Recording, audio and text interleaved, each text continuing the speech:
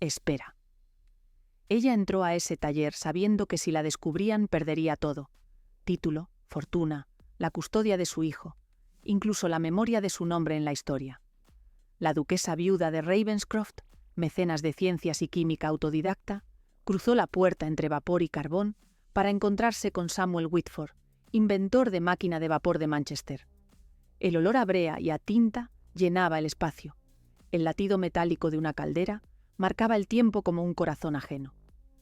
Nadie en Kensington imaginaría que bajo los pliegues de su vestido de terciopelo se escondían manos manchadas de aceite. En el palacio de Kensington, las conversaciones olían a lavanda y a cera de vela. En el laboratorio de Ancoats, el aire sabía a hierro y carbón. Ella tenía un método: telar bocetos en los márgenes de las cartas de pésame, probar conexiones en secreto, escuchar al inventor cuando los engranajes no encajaban. Samuel hablaba de presiones, de pistones que podían liberar ciudades enteras de la fatiga del trabajo manual. Ella escuchaba con los dedos, descubriendo en las palancas lo que la pluma nunca le permitió decir.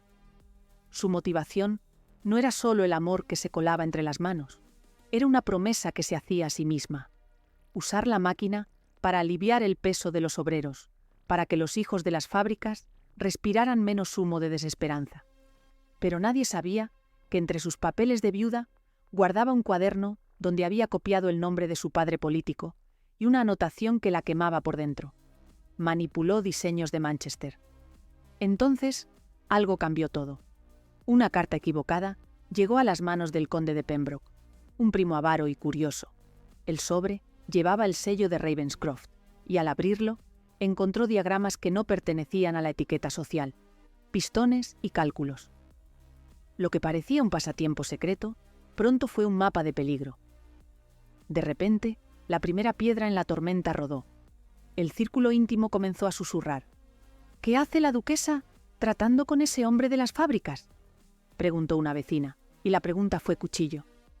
Ella se defendió con la misma frialdad con la que arreglaba una válvula. «Estudio. Investigo por la salud de los arrendatarios, por la eficiencia de los molinos». Pero la verdad era más peligrosa. Su late marrón por la ciudad y sus visitas nocturnas a Manchester podían interpretarse como traición a la clase que le había dado nombre. Nadie sabía que Samuel no era solo un inventor. Era el hijo de un tejedor expulsado por un lord, cuya firma aparecía en los libros de la duquesa. Ella lo descubrió por accidente, una noche en que el inventor, sobrio y cansado, dejó caer una carta con un sello gastado. «Mi padre escribió cartas contra el barón Ravenscroft», murmuró Samuel con voz áspera. «Le quitaron la vida del oficio y lo llamaron loco. Yo construí mi máquina con lo que quedaba». «¿Y tú lo supiste siempre?», preguntó ella tocando la tinta con el pulgar. La revelación latió como una grieta. Entonces la presión aumentó. Un periodista de un periódico sensacionalista vio a la duquesa entrar en un almacén del Río y la etiqueta de «escándalo» comenzó a formar su headline. La maquinaria de la clase alta se asustó. Propietarios agrícolas temían que la invención arruinara sus ingresos. Políticos creían ver en la difusión de la máquina un levantamiento industrial que pondría en peligro la estabilidad del reino. La duquesa recibió una nota lacrada: dejar a Samuel o enfrentar un juicio por impropiedad moral, con la amenaza real de perder a su hijo y las tierras. Pero espera. Lo que no sabían era que su compromiso con la invención no era capricho romántico. Ella había pasado noches leyendo informes médicos sobre niños que morían en los telares. Había sentido la culpa de su posición mientras servían té en salones donde la risa escondía la indiferencia. La máquina de vapor de Samuel prometía menos horas de trabajo, menos manos deformadas, más pan en las mesas. ¿Qué harías tú cuando tu privilegio pesa sobre la garganta de otros? En ese momento, la disyuntiva la dejó sin aliento. Debía elegir entre salvar su nombre o salvar una posibilidad de justicia social. ¿Qué prefería? ¿La seguridad de su linaje o la promesa de un futuro donde los obreros no fueran sombras en su jardín? Sus noches se convirtieron en cálculo de tiempo y riesgo. «Si lo hacemos público», dijo Samuel, «me encontrarán y me enviarán a las prisiones de Manchester». «Si lo ocultas», respondió ella, «perpetuamos el robo». La conversación fue una balanza que se inclinaba hacia tragedia. Parecía el final cuando el conde de Pembroke envió a un mensajero con pruebas que supuestamente demostrarían la relación íntima entre la duquesa y el inventor, un motivo suficiente para escándalo. La prensa olfateaba sangre. Su hijo, el joven marqués, comenzó a ser apartado por tutores que le recordaron su deber. Su nombre estaba en la cuerda floja. Pero hoy le llegó una carta diferente. Un cuaderno con la letra temblorosa del tejedor. Cartas que probarían que el verdadero ladrón de ideas fue su difunto esposo. La evidencia podría limpiar la deuda moral de Samuel y de su padre. Lo que hizo después fue algo que nadie se esperaba. Ella decidió usar la máquina para algo que la nobleza jamás hubiera imaginado: imprimir la verdad. En un sótano de la capilla familiar, donde antiguas lápidas crujían con la humedad, instalaron una prensa movida por el vapor. El sonido era nuevo. No un órgano para funerales, sino el ritmo certero de hojas que salían llenas de nombres, fechas y firmas. El olor a papel fresco, mezclado con aceite y carbón, desprendía una mezcla que sabía a revolución. Esa noche hubo gas falso en las ventanas, cortinas cerradas y el chisporroteo del carbón como única música.